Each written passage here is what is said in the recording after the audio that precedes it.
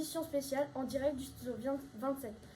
Aujourd'hui, nous avons la chance, que dis-je, le privilège d'accueillir celui qui, le 15 janvier dernier, a fêté ses 400 ans, Molière. Bonjour Molière, merci infiniment d'être avec nous. Bonjour, en réalité je me nomme Jean-Baptiste Popelin et je suis né environ au XVIIe siècle dans une famille de riches bourgeois. Mon père et mon grand-père étaient marchands tapissiers. Étiez-vous fils unique?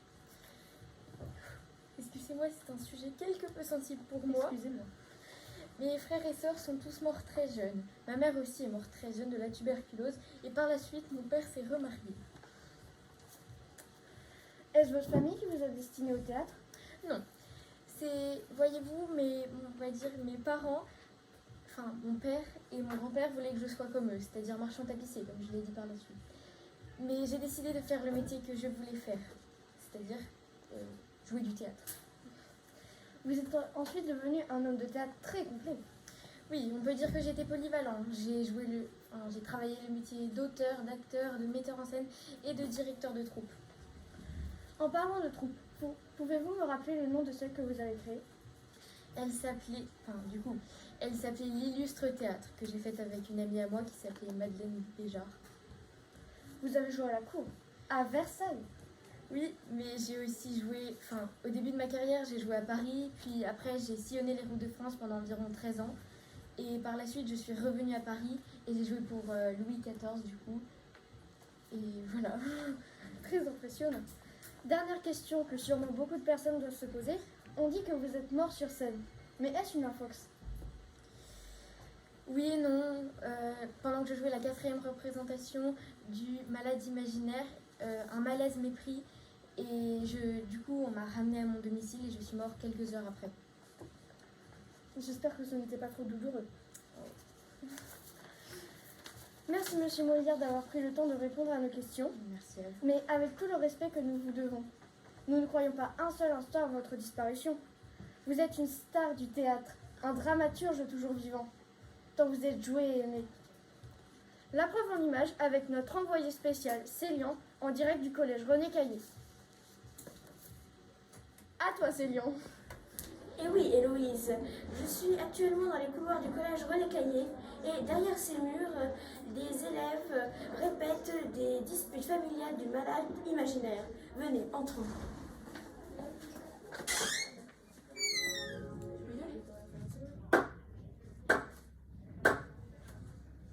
On y va.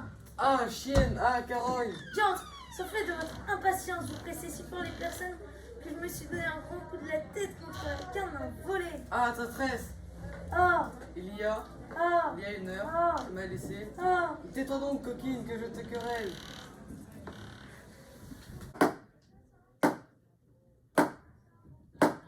Quoi, monsieur? Vous auriez fait ce dessin burlesque et avec tout le bien que vous avez, vous voudriez marier votre fille avec un médecin? Oui, de quoi te mêles-tu, coquine impudente que tu es? Mon Dieu, tout doux.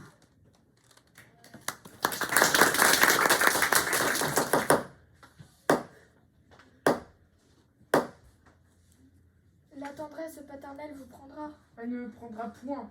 Une petite larme ou deux, des bras jetés au cou. Mon petit papa mignon, prononcé tendrement, sera assez pour vous toucher. Tout cela ne me fera rien. Oui, oui. Je vous dis que je n'en démordrai point. Bagatelle. Il ne faut point dire bagatelle. Mon Dieu, monsieur, je vous connais, vous êtes bon naturellement. Je ne suis point bon et je suis méchant quand je le veux. Doucement, vous ne songez pas que vous êtes malade?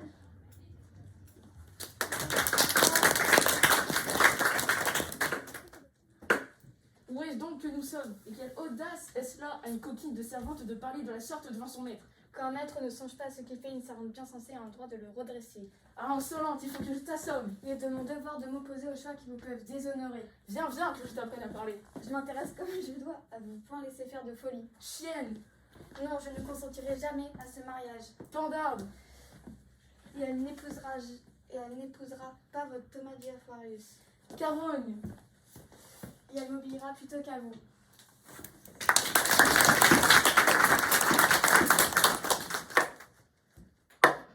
Hola, toilette. Madame, Pour donc, est-ce que vous mettez mon mari en colère? moi, madame, hélas, Je ne sais pas ce que vous voulez dire, et je ne songe qu'à complaire à monsieur en toute chose. Oh la traîtresse!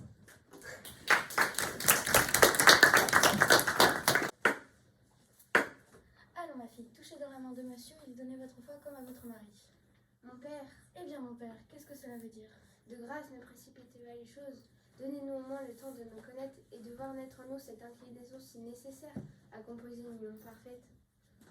Quant à moi, mademoiselle, elle est déjà toute née en moi, et je n'ai pas besoin d'attendre davantage.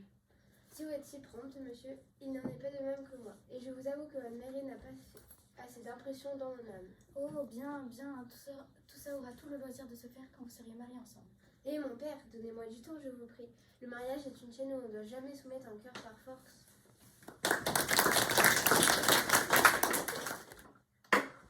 Chacun a son but en se mariant. Il y en a, madame, qui font du mariage un commerce de pur intérêt et qui ne se marient que pour s'enrichir par la mort de ceux qu'elles épousent. Ces personnes-là, à la vérité, n'y cherchent pas tant de façon et regardent peu la personne. Je vous trouve aujourd'hui bien raisonnante et je voudrais bien savoir ce que vous voulez dire par là. Moi, madame, que voudrais-je dire que ce que je dis? Vous êtes si sotte, mamie, qu'on ne saurait plus vous souffrir. Vous m'obligerez, madame, à vous répondre quelques impertinences. Mais je vous avertis, vous n'aurez pas cet avantage. Il n'est rien d'égal à votre insolence. Non, madame, vous avez beau dire. Et vous avez un ridicule orgueil et une impertinente présomption qui fait hausser les épaules à tout le monde. Tout cela, madame, ne servira à rien. Je serai sage en dépit de vous. Et pour vous ôter l'espérance de pouvoir réussir dans ce que vous voulez, je vais m'ôter de votre vue.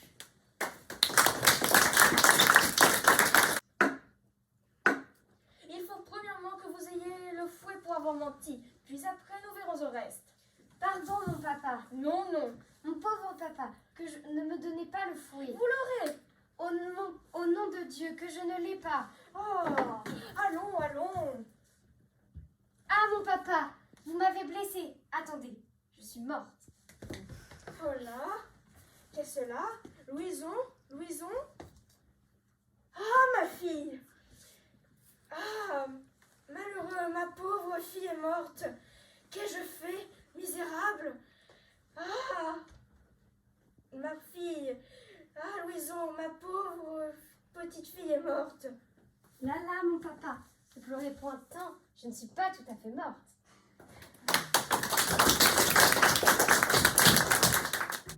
Il y a des papiers, il y a de l'argent dont je veux me saisir. Et il n'est pas juste que j'ai passé sans fruit auprès de mes plus belles années. Viens, Toinette, prenons auparavant toutes ces clés. Doucement. Ah! Oui, madame, ma femme, c'est ainsi que vous m'aimez. Papa, le défunt n'est pas mort. Je suis bien aise de voir votre amitié et d'avoir entendu le beau panégyrique que vous avez fait de moi. Voici un avis au lecteur qui le rendra sage à l'avenir et qui l'empêchera de faire bien des choses.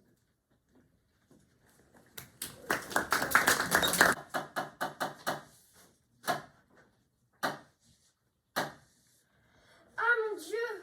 Ah malheur, quel étrange accident! Qu'est-ce, Toinette? Ah madame! Qu'y a-t-il? Votre mari est mort. Mon mari est mort? Hélas, oui. Le pauvre défunt est trépassé. Assurément. Assurément. Personne ne sait encore cet accident-là et je me suis trouvée ici toute seule. Tenez, le voilà de tout son long étendu dans cette chaise. Le ciel en soit loué, me voilà délivrée d'un grand fardeau. Que tu es sotte, Toinette, de t'affliger de cette mort. Je pensais, madame, qu'il fallait pleurer. Bah, cela n'en vaut pas la peine.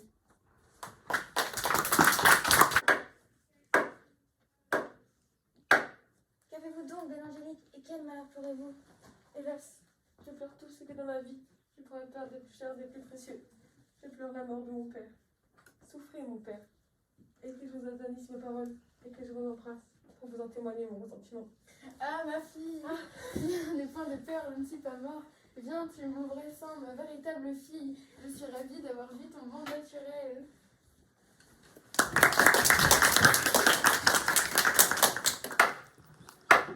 Ah, quelle surprise agréable, mon père. Plus par quel bonheur extrême le ciel vous remet à mes voeux. Souffrez qu'ici je me jetterai aux pieds pour vous supplier d'une chose. Si vous n'êtes pas favorable au penchant de mon cœur, si vous me refusez Cléon pour époux, je vous conjure au moins de ne point me forcer à en épouser un autre. C'est toute la grâce que je vous demande. Et monsieur, laissez-vous toucher à ses prières et aux miennes, et ne vous montrez point contraire au mutuel empressement d'une si belle inclination. Mon frère, pouvez-vous tenir la compte? Monsieur, serez-vous insensible à tant d'amour? Qu'il se fasse médecin, je consens au mariage. Oui, faites-vous médecin, je vous donne ma fille. Très volontiers, monsieur. S'il ne tient qu'à cela, je me ferai médecin, apothicaire même, si vous le voulez. Ce n'est point une affaire que cela, et je ferai bien autre chose pour obtenir la belle Angélique. Mais, mon frère, il me vient une pensée. Feriez-vous médecin vous-même?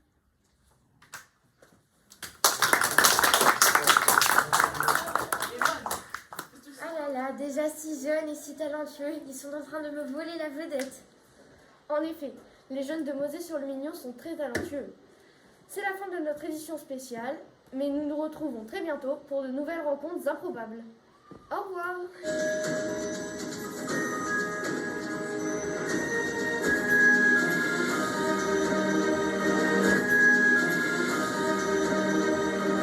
faudra finir. Oui, oui. Je vous dis que cela ne... Carogne. Non, je... Touchez dans la main de monsieur et lui donnez votre foi comme à votre mari. Doucement. Ah oui, madame, ma femme, c'est ainsi que vous m'aimez.